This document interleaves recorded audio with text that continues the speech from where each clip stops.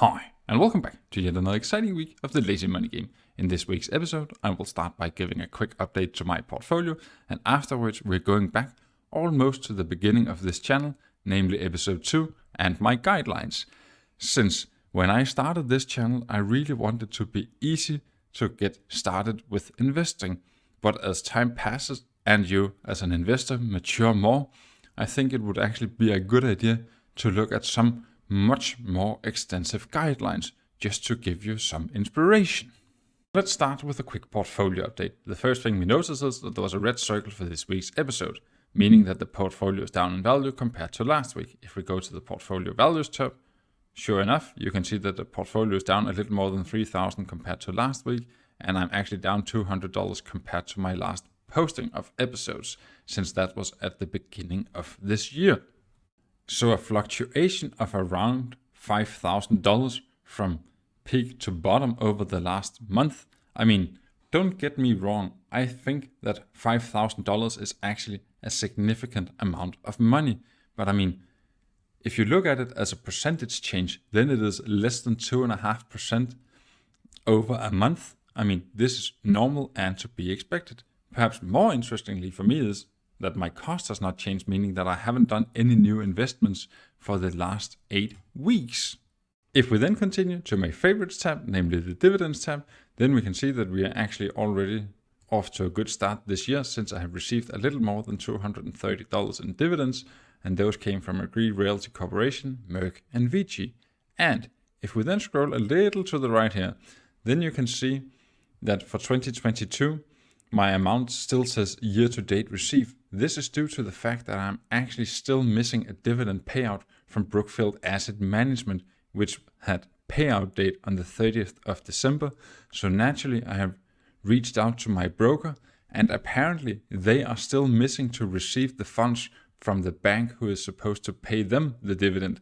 So even though I'm investing in businesses that are supposed to pay a nice and steady stream of dividends, well, then that cash flow from time to time will run into some hiccups. If we then go back to the overview arc here and scroll all the way to the top, just so you can see how each individual holding has been performing over the last 3 weeks, this is a good time to pause the video to take a closer look at that. If we then turn to my guidelines, I mean, when I initially started this channel, I wanted to encourage people to get started with investing. So my guidelines has to be simple enough so the majority of people would actually be willing to go through the hassle of some guidelines, and at the same time they need to be strict enough so you at least avoid investing in ridiculously high priced companies. So I mean, guideline 1 through 6 is actually really easy to check, and you can do that rather quickly. But then number 7, strong company potential and good moat, can require a significant amount of work. But since I now has matured as an investor over the last couple of years, and hopefully so have you, I wanted to present some much more extensive guidelines just to show what some other investors are actually looking at before they decide where to put their money.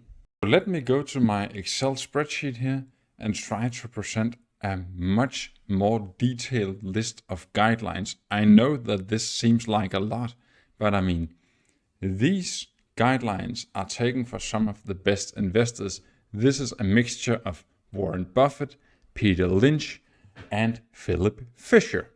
So the way that this is done is going through 5 different categories. So if we start with the first one, which you're seeing on the screen now, namely business tenants. Number 1, is the business understandable?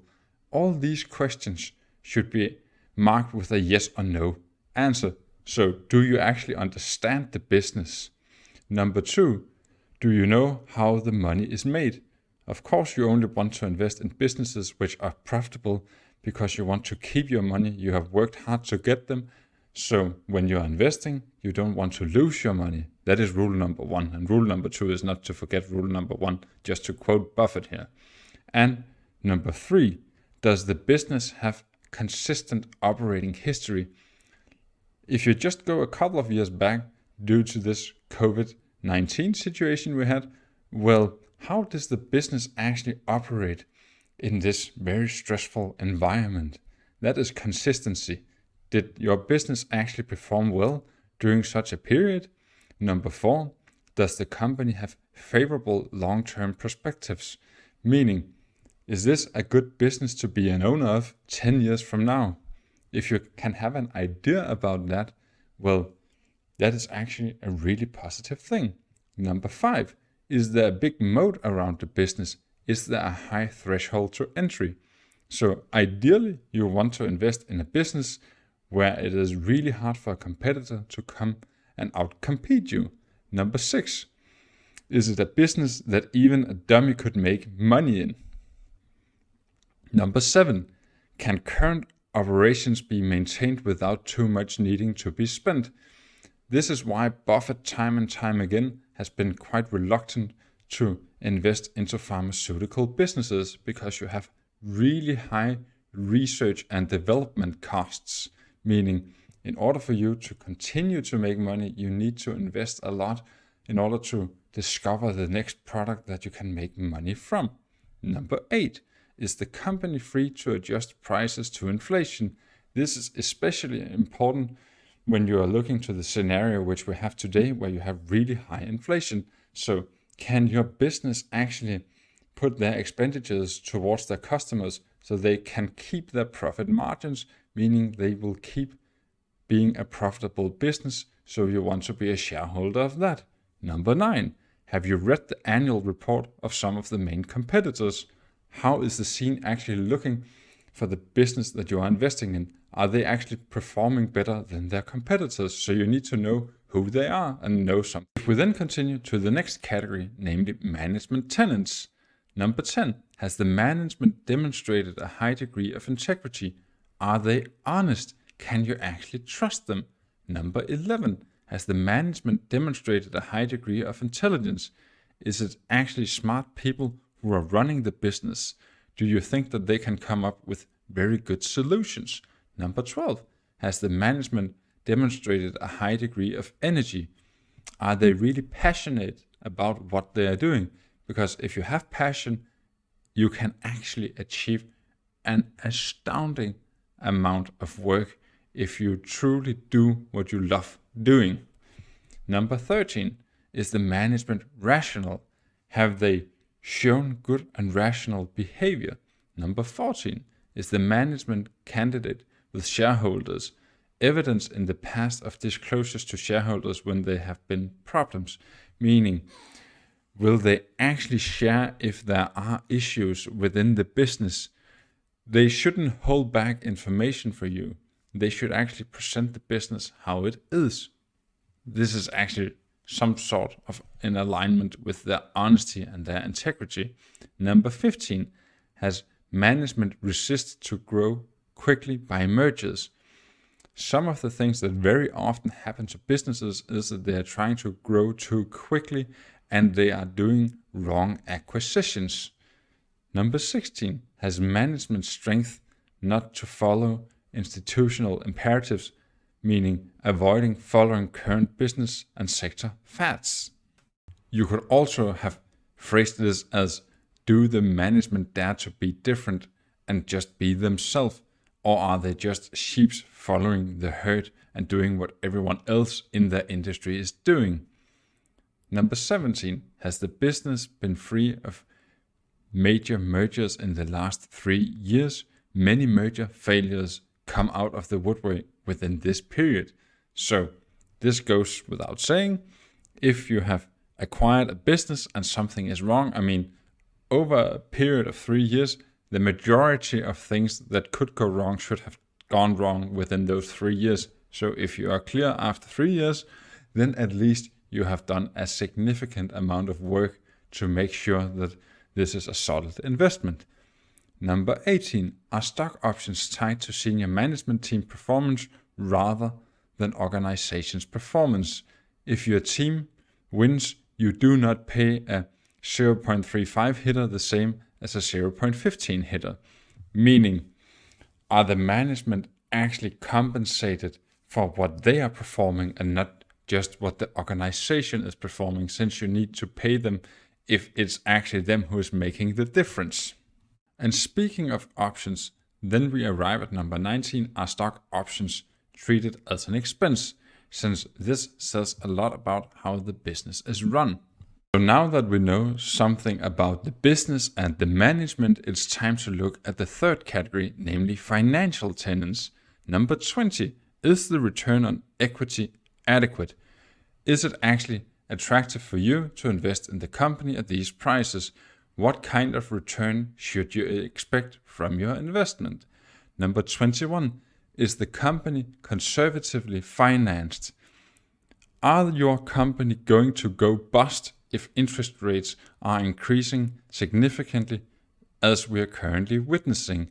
So you want to invest in a company which is conservatively financed. Number 22, has the company had a track record of earnings growth in most years above the stock market average? So speaking of growth, in the long run, you cannot expect to get better returns than what your business is actually growing at. So sooner or later, that growth is going to determine how much you can expect to receive in return from your investment. So naturally, you want to invest in a business that in the majority of the years is actually growing faster than the rest of the market. Number 23, are the profit margins attractive, meaning better than the industry? We then move on to category 4, namely value tenets. Number 25, is the value of the discounted earnings greater than the current market value? Number 26, have you discounted at a rate equal or greater than the 10-year bond rate, the risk-free rate? Number 27, have cash flows been based on net income plus depreciation, depletion, and amortization, less capital expenditures, and additional working capital requirements? Finally, number 28, has the company been temporarily punished for a specific risk that is not a long-term risk? The market tends to over-punish the share price. So the first thing that I want to highlight after looking through this list is, did you catch my blooper from earlier? The second thing is, when you are comparing these 28 checks compared to my initial 7 guidelines, you can really see a difference. And I mean, don't get me wrong, I do fully understand if you get discouraged to invest in individual businesses when you are seeing such an extensive list, and that's even before you're starting doing the actual work in order to answer these questions. But I mean, here I will have to phrase Peter Lynch. When you are investing in shares, you are not buying lottery tickets, because if you consider investments as buying lottery tickets, well, then you shouldn't really do investments in individual stocks. One interesting point that I want to highlight when looking at such a long list like this is, if you're starting on your investment journey and you only have $1,000 to invest, well, is it then worth your time and effort to go through this rather long checklist to find an investment that you can make? The answer is probably, in the short run, it's definitely not worth your time and effort, since the return that you will get is nowhere near close to compensating you for the amount of work that you have to do. But if you think about it in investment perspectives, well, that means in the beginning, you're probably not doing all of it and you're learning something. That means that your mistakes are less costly simply due to the fact that you have smaller sums to invest. And if you plan on doing this for the long run, then you're actually making the best investment you can, namely an investment into yourself. So that actually sums it up for yet another exciting week of the Lazy Money Game. So if you felt that this was inspiring to you, that you want to do an investment in yourself and pick individual stocks, by all means, go ahead and learn more.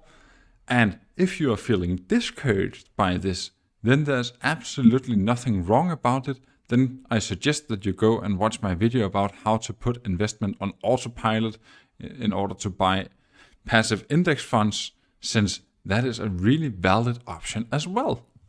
And that is, by the way, covered in episode 51. So if you have made it all the way to the end of this video and have enjoyed the content, then please consider leaving a like or subscribing to the channel. It really helps me out a lot. And until I see you next time, bye!